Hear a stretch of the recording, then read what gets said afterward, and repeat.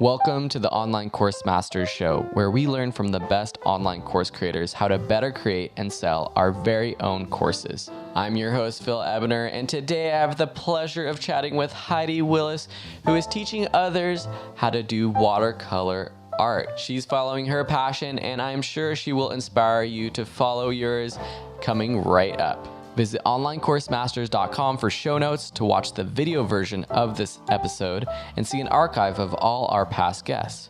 Please subscribe on iTunes, Stitcher, or wherever you listen. The one thing you can do for me is leave a review for the show, which helps us expand to an even larger audience. Thanks, and let's get straight to the interview.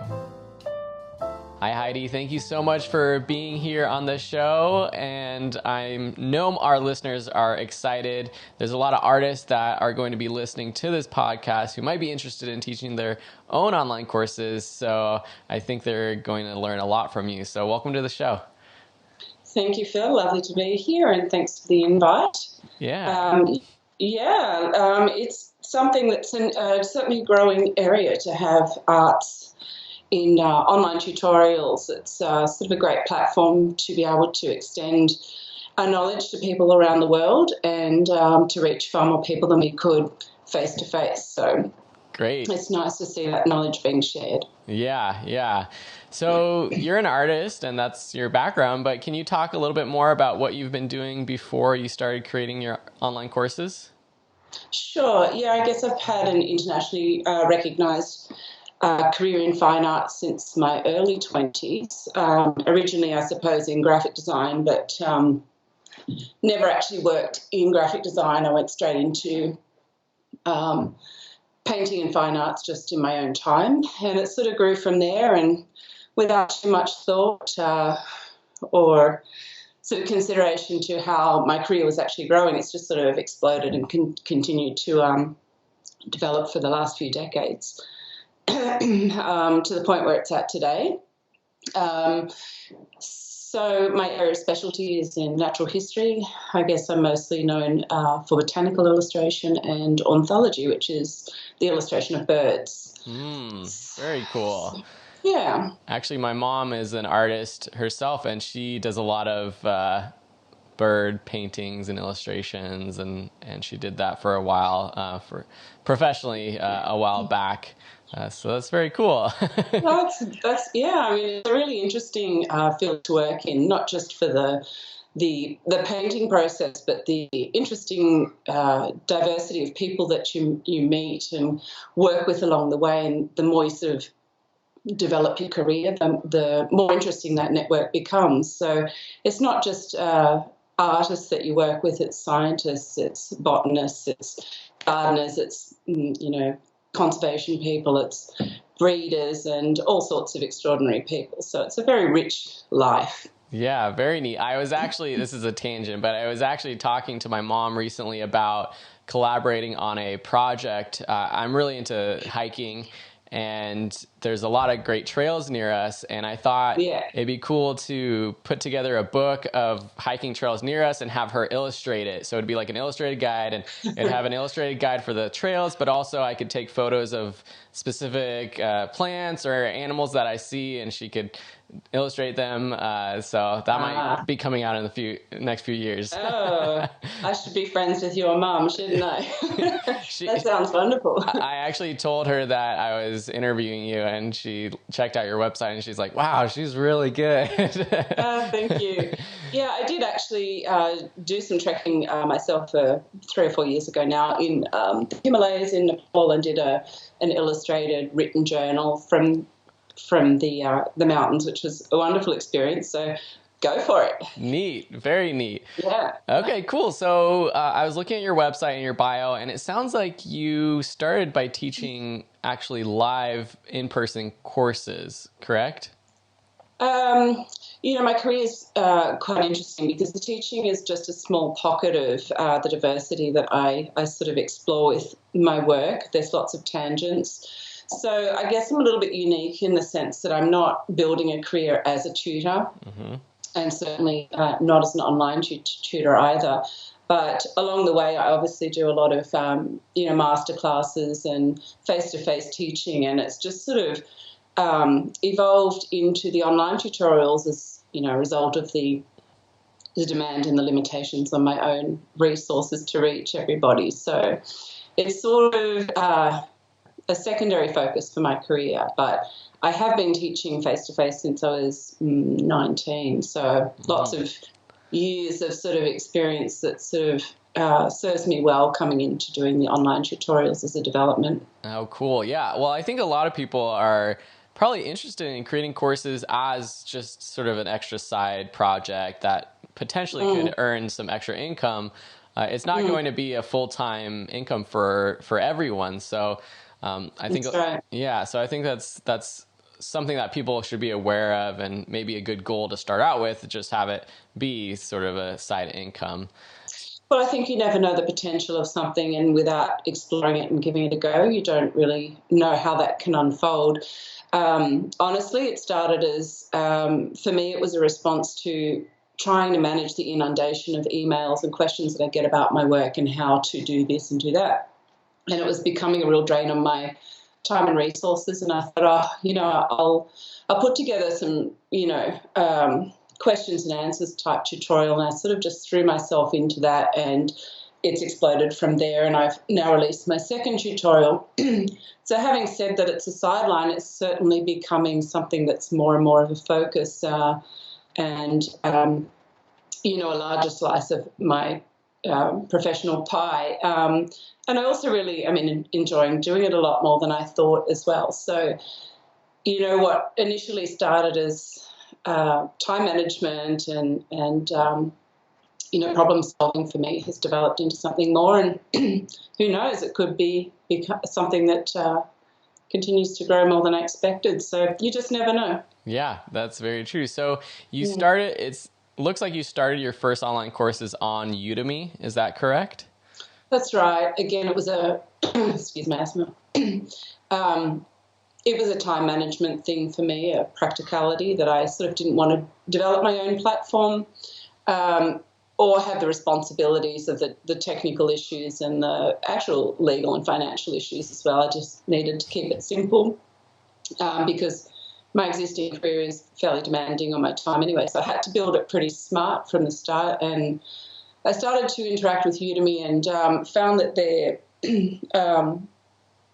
tech support and staff were really easy to work with. I found the platform easy to work with, and for me it's been a really ideal place to sort of test the waters, and I haven't been sorry yet, so it's been lovely. Yeah, same here. So do you remember putting up your first course, and what was that like? Did you expect to make any sales, and do you remember that first sale that came in?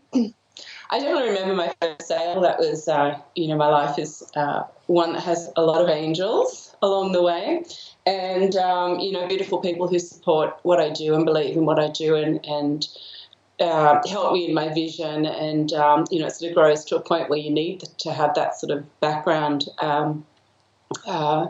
around you. So one of my best friends was the first one who sneakily jumped in and bought my tutorial, and I thought he was crazy, but he actually bought it as a gift for his niece, who's I think 15 and looking to start an illustration or this line of work. So it actually is a wonderful gift as well. So that was my first sale.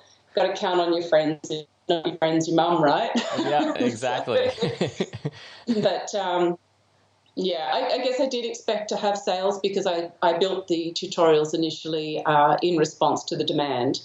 So, my first few months, there were almost all my own sales through my own followers, which I have, a large followers network and base outside of Udemy that I sort of brought with me to my product. So that really helped me sort of launch into personal success there.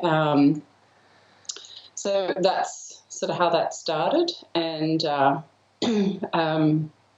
it was nerve-wracking releasing the first one, but it was like, okay, that's done. I just need to get back to my own sort of workload and schedule, and of course put it out of my mind for a couple of hours, and then I started getting emails saying, so when's the next one? And I'm like, oh no.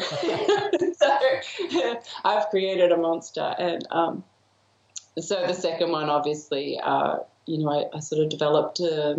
It's a fairly ideal starting place for people to move out of the basics course that I created, which more deals with, the questions and answers and the basics of materials and all those sorts of things. The foundations for hands-on painting, which of course meant that I have to have follow-on actual painting tutorials. So they've both been very successful. So that was going to be my next question is like, well, what are your course titles and kind of how did you come up with them? But it sounds like you started with that, perfect beginner course that answers the most common questions. And now you're moving into more advanced courses or more practical courses. Are you planning to create more courses soon? I think the mob won't let me not make more classes.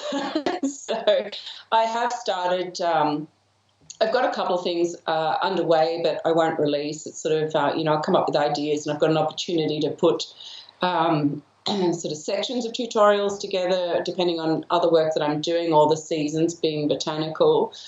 So I've got a few little things underway, but in the start of this year. Well, now I'm going to start working on my next tutorial. So, nice. It's I've always got 50 plates spinning, but I need to sort of get back to those the meaty tutorials real soon, get something out again. So it's exciting. Cool. Yeah, that is exciting. So a lot of people who do arts or want to teach some sort of course where they're doing something like painting or doing a craft, cooking, whatever it is, they have a lot of questions about how should I film this? How should I teach? How should I hear people doing different ways where they're actually painting and explaining while they're painting, or they record everything and then they add a voiceover. What has been your approach for creating your courses? I think it's not just my approach for creating courses, but also my approach to my work and to teaching. It's just to keep it simple. I have a fairly casual and organic approach to everything I do, which allows me to be fairly adaptable and make use of my time really well. So I have a little window and I'll, sort of jump in. And I think a lot of what I like to explain to people is that you don't need to have a lot of fancy things to create something wonderful. So for myself, I had my own work camera, which I've been utilising. I did buy a little bit of a couple of portable lights and a microphone, and apart from that, just my Mac. So I keep it very simple. And my tutorial quality isn't, Hollywood style, and I think that that's okay. I think part of what put my own mind at ease initially was getting the feedback from my own students and my own network, including people who work in the film industry that I have connections with, who said, okay is good enough for this sort of thing. And I think if it's too polished, that it actually starts to become a little bit intimidating. So that was quite comforting for me to think, all right, well, there's no excuses or reasons for me to just keep thinking, well, I need the next thing or the fancier version of something just to get in and get started. And I've got no idea. I mean, it's hard to believe this time last year, or even, when did I start? April. I started by Googling where is the video button on my camera on YouTube. I love YouTube for that. So I have no technical skills, knowledge. I'm not a filmmaker or any of those things. I'm an artist, and it's really important to remember that that's your skill. Your core skill is what's important. And if you're genuine and passionate about what you do and knowledgeable about your craft, that will be conveyed. So, apart from the obvious things that are important, like, video being in focus and the audio being acceptable, just get in and get started. That's perfect advice. Do you know it's a learning process for us as well. Yeah, it sure is. Do you know the model of the microphone or the lights or the type of lights you're using? It's okay if you don't. Technology to me. I don't know.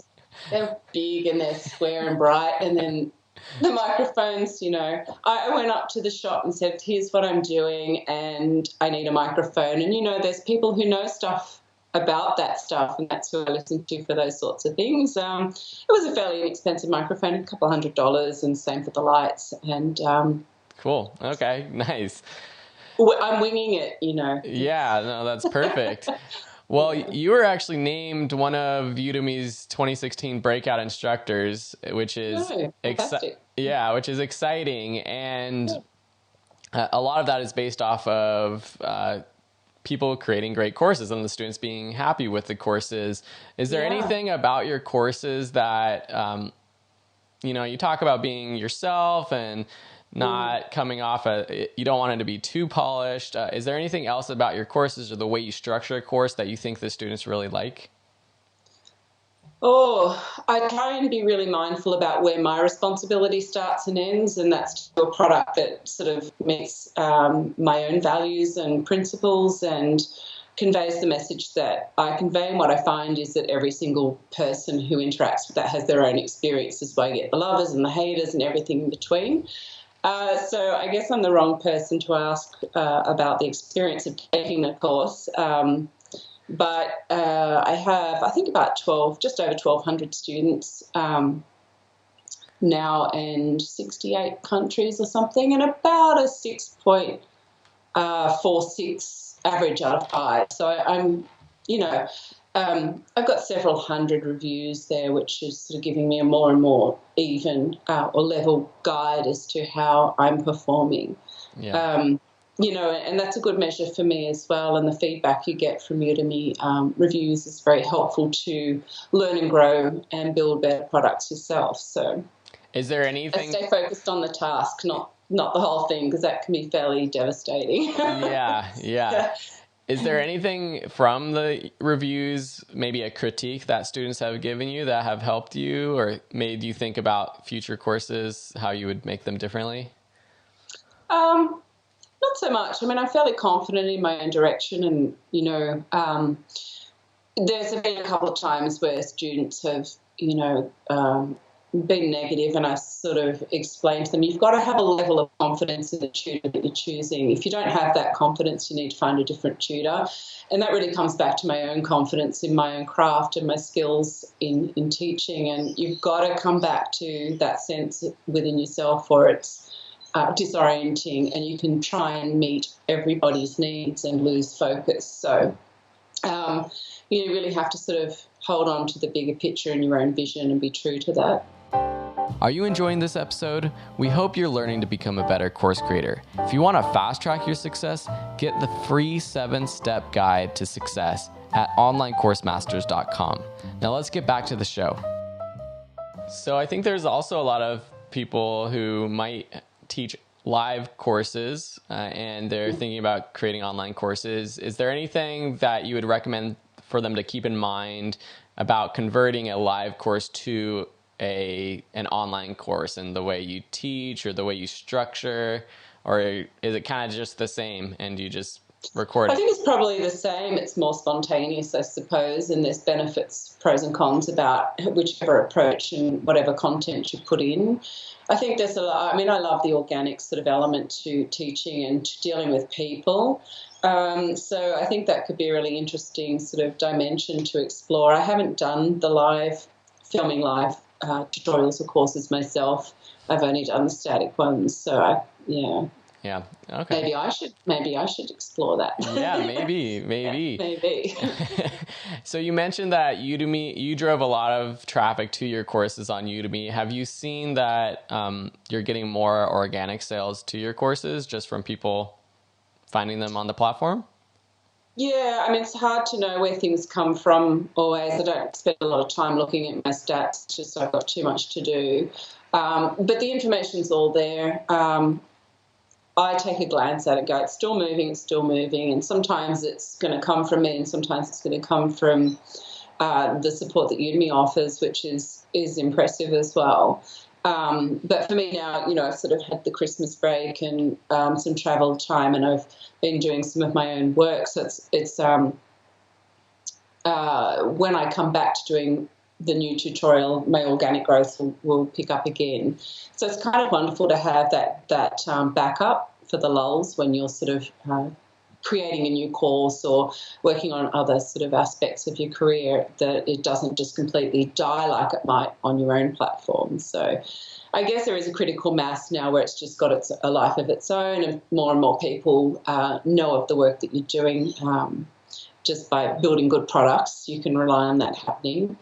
Yeah. And I have a great social media following. I think it's around 40,000 at the minute, which is something I've only been growing for the last 4 years, I suppose, really sort of actively growing. So it's not a terrible following to sort of be able to just plug in and sort of bring that awareness to whatever venture you're sort of exploring with your career. Yeah, that's really interesting. And with the social media, are you focusing on one platform, or have you seen more growth in a specific platform? Yeah, I guess Facebook was the place I started, and about 9 months ago, I think around March last year, I started on Instagram, which grew within a month to about 10,000 people. So it was quite surprising to me. I was like, what the hell are these people doing? Where do they come from? But, that's just continuing to grow. And then I recently did a large article with International Artist Magazine. I was on the front cover of that. So I set up a YouTube channel, which is totally new to me as well. But sort of more relevant now that I'm doing the tutorials and short videos and sort of getting into that dimension of sharing my work with my followers, more in preparation for the videos that they were sort of cross-promoting of my work and blah, blah, blah. And I went away for a month and came back and had 800, 900 followers. And again, it was like, what are they watching? now I've got to feed this platform as well. But it's kind of interesting because I thought that each or all of the platforms would sort of serve the same purpose and the same network of people, but they're very different and diverse how they work. Each of them have their own sort of benefits and ways of utilising them successfully for anything that I'm working on. So, yeah, I guess Facebook, Instagram and YouTube have become my most popular or common ones. And I do try and limit it because I've got to manage it, it just becomes more and more and more things to manage, and spread yourself too thin and other things start to get compromised. So it's a constant struggle of where do I place my energy and resources for the most benefit. Yeah, and I've heard that Instagram is really good for artists. I've actually interviewed a couple other artists, and everyone seems to be mentioning Instagram as kind of the platform that is growing the fastest. There's no doubt, yeah. Well, yeah, definitely, and it's a very visual platform, and it eliminates a lot of the waffling that you get on Facebook. I'm also finding now that my numbers are getting higher of followers and the interaction. I always like to interact with people who bother to interact with me. It's more manageable for me on Instagram, whereas Facebook's much more sort of dialogue. So, to manage my time and the volume of people, Instagram's becoming more and more realistic. Well, I'm looking at your Instagram right now, and I'm wondering how often are you actually posting?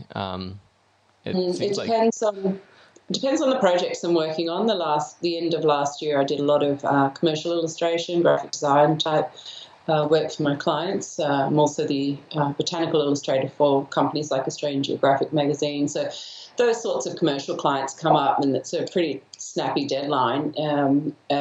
Fortunately, I can share a lot of that stuff with my followers, even though the copyright's sold, which is wonderful. But then, if I move into, major works or commissions, that sort of fine art painting, then it's probably once a day that I try and post. But I have no problem also not posting for a month if I need a break, or if I'm traveling, or if I'm working on something that I just don't have the time. So, I find that it doesn't hurt me. In fact, sometimes I get more followers not posting, which is quite funny. But, it's sort of not just sharing your work, it's sharing your life as well. And that's the thing, that people enjoy about fine arts is really investing in you as a brand, not just your work. And when you get to a certain point in your career, that's how it sort of evolves. Yeah. So it's yeah. Anyway, yeah, I think that's really good advice. Is like you got to be consistent and somewhat serious about a platform to help it grow, but also don't take it too serious that it ends up like burdening you, having to post every single day. It's nice to be able to say, "Oh, I'm just going to take a few weeks off and kind of recoup." And of course, that very rarely actually happens. Yeah. And the benefit of the social media platforms too, as much as it can be a time management thing, it is something that keeps you moving, because you know that people are watching and people are interested. So it's an energy that feeds you to continue being productive as well. So it's a very positive thing if you look at it that way. Sometimes you want to just, go to the beach or drink coffee or cocktails or something. You go, actually, no, I really am focused on this and growing this. And so it's kind of food for my career and thoughts as well. It's a two-way street. Yeah.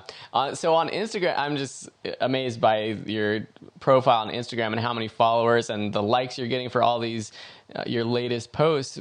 Is there any strategy you had in terms of like tagging or content, or was it just kind of all organic and you just started posting? I never have a plan. I just sort of roll along. And technology and me are not friends, which is probably one of the biggest challenges that I face managing the business side of my career, which is a career that I got into particularly because it's not technology, right? So ironic that that's still such a big component of what I need to get my head around. But you just jump in and you find ways to overcome those challenges anyway. And the more focused you are on your own work and the better the work you're producing, the more people will back you. So if I have technical problems or issues now, there's always somebody that I can get some good advice from to help me keep moving as well. Yeah. Great. So back to the online courses, you're driving a lot of traffic to the courses yourself. How are you doing that? Is this through an email list, through your website, just post on social media, or all of the above? Just all of the above. I don't have an email and mailing list, which is on the to-do list. I'll have to get around to that. No, I just think, if you work hard, do a great job. If it's visual and great quality and interesting to people, then it just has a life of its own, and that's what I really sort of rely on. I mean, at the end of the day, I paint to produce, wonderful fine art, and, that's my focus. And the fact that people share that journey with me is wonderful, but it's not something that I ever intended to have or to continue building. But that's the beauty of organic growth. Yeah, I mean, that's amazing.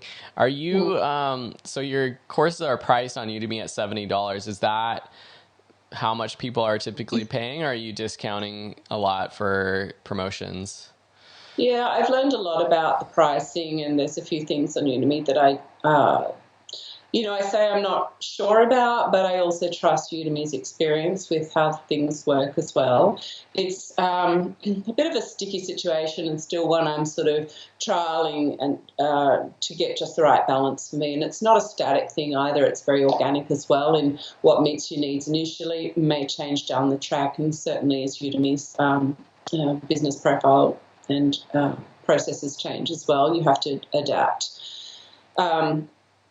So for me, initially, it was a lot of organic growth, and that was great. Now I'm sort of plugging into Udemy promotions because that's part of the benefit of Udemy, but it definitely hits you in the pocket a little. So, for now, I'm sort of happy just, sharing my knowledge with people and having a product that people can actually sort of plug into in their own time and space. And, there's all sorts of Udemy promotions that you can pick up the courses at far cheaper prices, or even directly through my website, which helps me continue to do what I do and reaching more and more people. The most is to go directly through my website, and that's at about $35, I think. through my website. And so do you just on your website just have links to the courses, or? I do. I have a tab on my website. It's a classrooms tab or classroom tab. You can just hit that. There's information about the courses available with direct links. There's information about the courses that are on the drawing board that I'm currently producing. There's also information on things like student materials kits that company Eckersley's here in Australia are now endorsing my tutorials, which is wonderful. So they've done a materials kit's one-stop shop so that students can hit one button and have the kit with everything they need sent off to them. So the materials can be a little bit of a challenge. You know, people in different countries with different accesses to materials can be quite limiting. And even if it's not limiting, it's quite difficult to know what to buy and what not to buy, and to actually source all those things is a great amount of time. So they've worked with me to produce that kit, which is a fantastic startup for students to sort of get underway. That's cool. Makes life very simple. So, yeah. Are you an affiliate for this? Are you making any money for referring people to that kit, or? No, because I'm an artist. I'm just trying to paint here. I'm really not that business minded. That's great. I love it. for now, but you know, I'm just trying to sort of make a living and continue doing what I'm doing well and sharing it and hauling everybody along with me as best I can. So, you know, artists are notoriously bad at making money and business. I teeter on the edge of somewhere if being really crap at it and doing okay. The affiliates and all that sort of stuff. Look, it's sort of at this point just trying to manage my priorities with my time, and maybe down the track I'll sort of get more involved in all of that sort of stuff. But it's more than I can chew at this point. Yeah, no, just start with what you can, and take it not too seriously. I think that's good. What is your typical day look like as an artist? Are you constantly working on projects for people, for yourself? Yeah, well, I'm over 40 now, so I spent my last 4 or 5 years working non-stop, 16 to 20 hours a day. At this point, my eyes are starting to get tired, so I'm trying to work a little bit less, but I don't get away with that too much. A typical days, I start from about 5 or 6 in the morning, and I'll sort of start painting pretty much straight away. And you think, oh, okay, well, I'll brush my hair and I'll get dressed in a minute, and then it's, dinner. So, dinner goes on to, bedtime, and oh, look, I'm already in my pajamas. It's wonderful. So, I work till my eyes get tired around 10 or 11 at night, and that's pretty typical for 7 days a week. So, it's a lot. It's non-stop. Yeah. Even when I'm not working, my mind is on the job, or if I'm sort of hiking or traveling even, it's always on the job. So, yeah. That's the way it has to be. Yeah. Have you thought about putting your courses on other platforms like Skillshare? I know this is, more work, but have you checked out Skillshare or any other platforms? I haven't. I have a lot of IT friends, which is really wonderful. I also work in IT, ironically. Don't tell my boss I'm terrible at it. I don't know, but they like me, so I don't know. It was them who put me onto the platforms initially, because I knew nothing about it. I am aware that there's other platforms that I should explore. I guess it comes down to time management as well, and just sort of only biting off as much as you can chew, and I'm sort of at my limit. And I'm also very new to it, so, I'm kind of open to where it can go from here. I know I get approached a lot by the success of Udemy and my career in general to come over to other platforms, but again, I still like to keep things simple, and I don't know how much that hurts me or not, but there is something to be gained by keeping things simple. Mm-hmm. Yeah. So it is almost at a point now where I'm thinking about taking someone on to PA type help, just to help me manage my career and my workload, and sort of take care of all the other stuff like that, doing the homework on where else it should go, all the business side of things. So, that's something that will come onto the table down the track if things keep developing like they are. So, options come with opportunity as things continue to grow, and, it's always a fluid state. Yeah. Well, I think that, keeping it simple with the platforms you sell your courses is a good idea to grow there, and same with social media. But if you do take a next step, I would definitely consider Skillshare, because there are a lot of art courses on there. It could be something that you just, put them up there and let them go. And you don't have to do as much promotion over there. I think there's a bit more organic growth, especially for creative courses, I'm guessing like yours.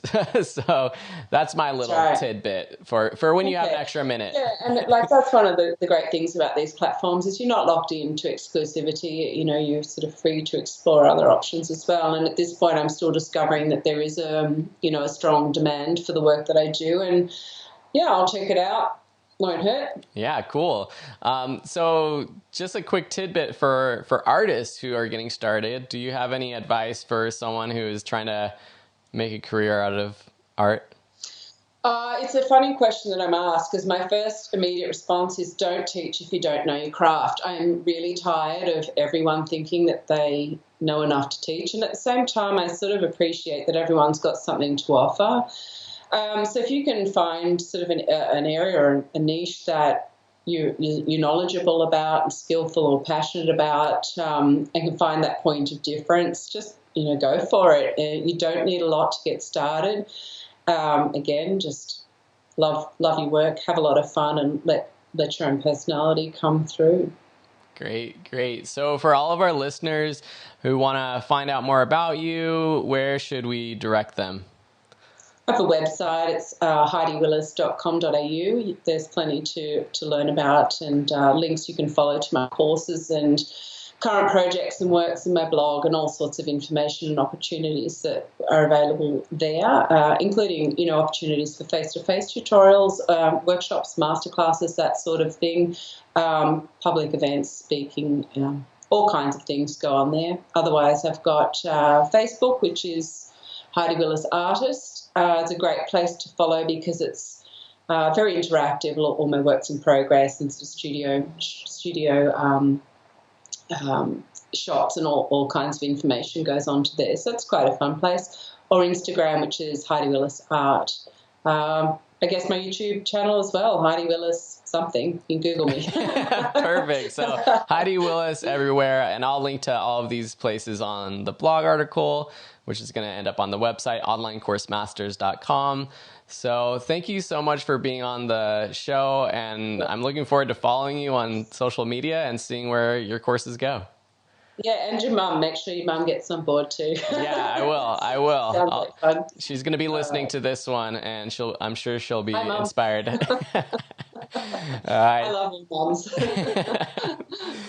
Thank you so much. It's a pleasure. Thank you for having me, Phil, and all the best. Okay, great. Thanks. Thanks, Phil. I hope you enjoyed this episode. Remember, there's no better way to learn how to create and sell online courses than heading over to onlinecoursemasters.com and downloading your free 7-step guide to success. If you haven't done so already, please subscribe to the show wherever you listen and make sure to leave a rating. If you do, I might even read it on a future show. Help us reach our first 100 ratings. It'll just take 1 extra minute of your time. Thanks, have a beautiful day, and we'll see you next week on the next episode.